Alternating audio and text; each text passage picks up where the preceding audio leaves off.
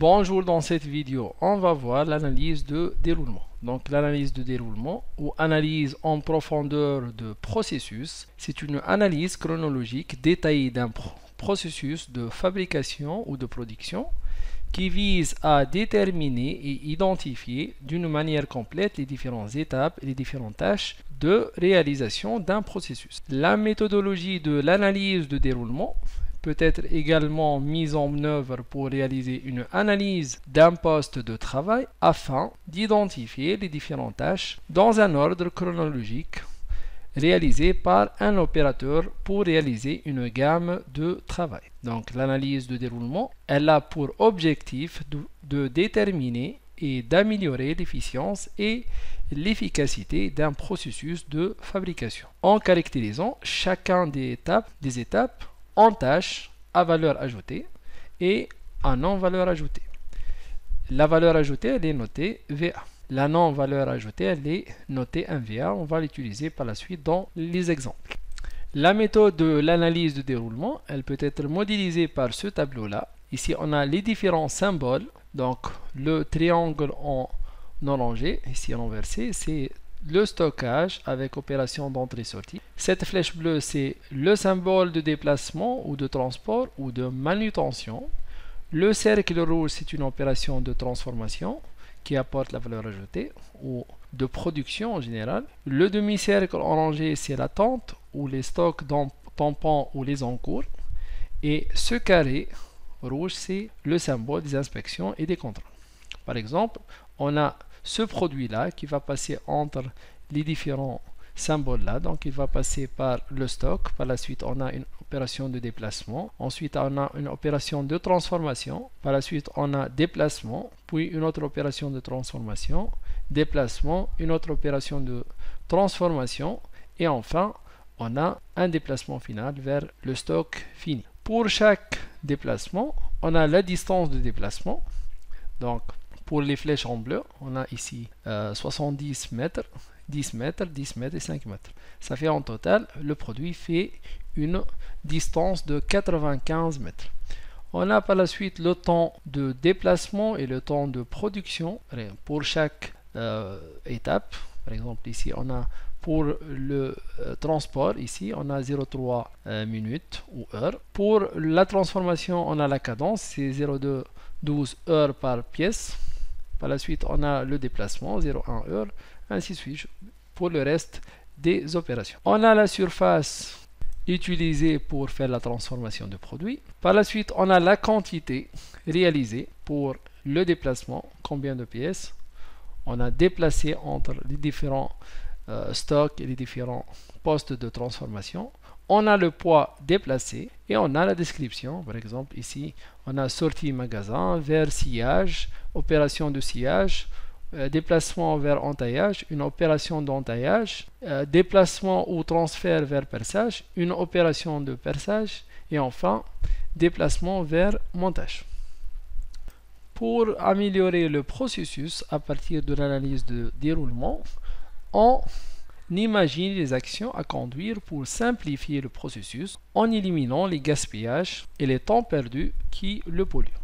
Pour ce faire, chaque étape est analysée afin d'évaluer s'il est pertinent de l'éliminer, de la combiner ou de la permuter avec une autre étape ou encore de la simplifier. Donc, voici les différentes méthodes pour éliminer les gaspillages. On construit alors le processus futur avec les symboles ci-dessous et on détermine le ratio d'amélioration des paramètres présents plus haut.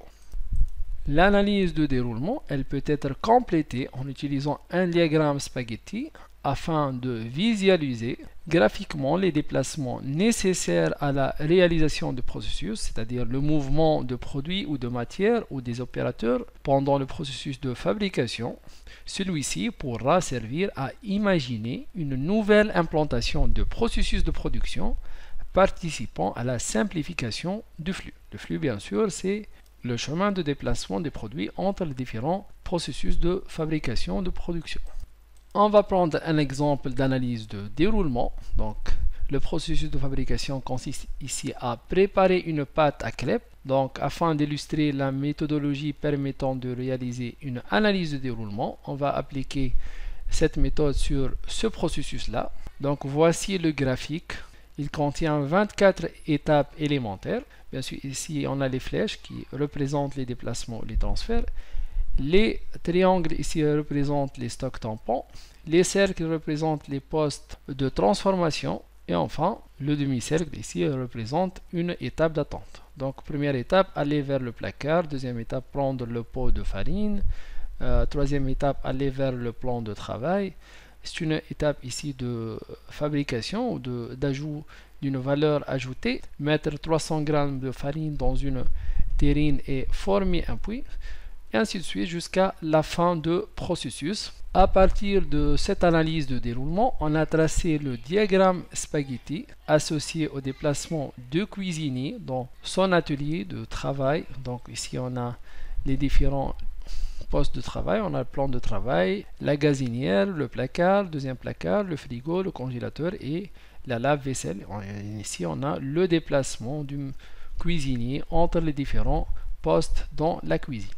Par la suite, on a tracé la matrice de flux correspondant qui détaille les actions suggérées pour améliorer le processus. Donc, on a ici les différentes étapes. Ici, on a 24 étapes.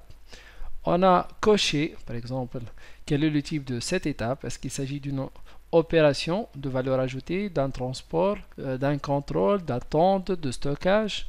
Ici, on met des croix devant chaque étape pour indiquer le type de cette étape. Pour les étapes de déplacement, on indique la distance de déplacement. On précise aussi le poids de la matière utilisée. Et pour chaque étape et pour chaque opération, on indique le temps alloué en secondes. Par la suite, on analyse chaque opération. On écrit les observations et les commentaires devant chaque étape. Ce sont des critiques pour chaque étape et des améliorations qu'on peut réaliser.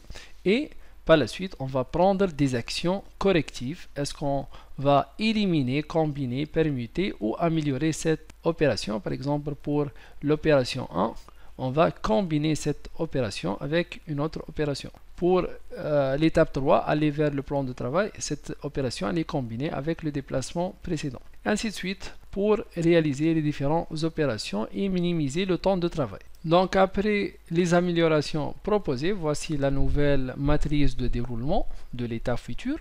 Donc les opérations, ils vont être diminuées de 24 opérations à 11 opérations seulement. Et voici le temps total. Le nouveau temps total, c'est 515 après le nouveau ou les nouvelles améliorations. Finalement, pour comparer les améliorations avec l'état initial, on calcule les ratios caractéristiques de flux et les améliorations entre l'état actuel et l'état futur. Par exemple, pour le temps passé, la situation actuelle, elle a comme temps opérationnel 180.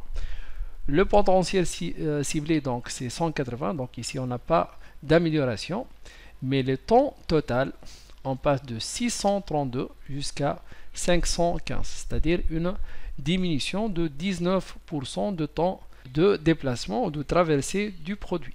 On peut remarquer ici qu'il y a une diminution de nombre de transports avec 70%, diminution de nombre de contrôles avec 100%, diminution de nombre de stockage avec 71% et aussi une diminution de la distance parcourue avec 83%. Donc voilà comment on peut utiliser cette méthode d'analyse de déroulement pour améliorer la performance d'un processus de production. Donc voilà, on a terminé cette vidéo. Merci et à la prochaine.